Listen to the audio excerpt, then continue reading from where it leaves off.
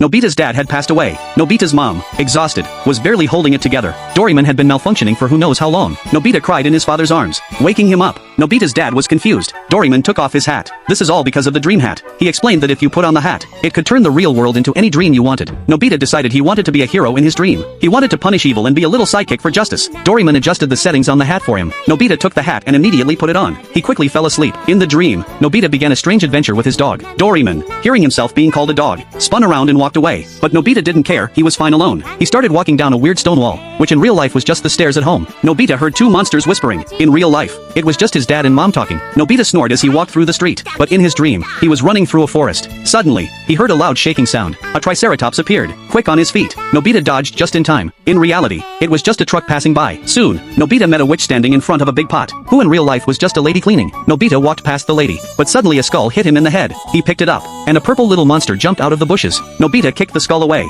thinking he had defeated the monster. In reality, it was just a soccer ball and a little boy. Feeling victorious, Nobita walked on. He entered a dark cave, and the flickering light cast a shadow of a fearsome dragon. Nobita got cautious, but the shadow turned out to be just a regular dog barking. In his dream, the dragon was real breathing fire. Nobita ran, narrowly escaping. He encountered two little fairies, playing with a butterfly using feathers. One of the fairies caught Nobita's attention, and soon the butterfly turned into a bat. Nobita froze, then got hit in the head by the feather. In reality, it was just Shizuka and the gang playing badminton. Nobita quickly escaped. Back in the forest, he saw three octopuses flying in the sky, crying their eyes out. The three hairy monsters were responsible for their tears. Nobita wanted to save them, but noticed a sword behind him with a guard watching. In reality, it was just a fishing uncle's scissors. The uncle handed them over, saying, "Go ahead and use it." Nobita grabbed the sword and warned the monsters, "Let go of those octopuses." The monsters turned to look at him, and Nobita, feeling brave, lunged at them. In reality, it was just Sunio cutting the kite string. John immediately flipped out. Back in the dream, the yellow hairy monster grew massive, its shadow slowly creeping toward Nobita. Frozen in fear, Nobita stood still. Then, with a stomp, the monster crushed him. In reality, John had just pinned Nobita to the ground, but Nobita wasn't sad. He had a huge smile on his face, loving every second of this adventure. John and Sunio were completely confused. Doraemon rushed over and pulled Nobita back home. Nobita thought his dog Doraemon had changed his mind.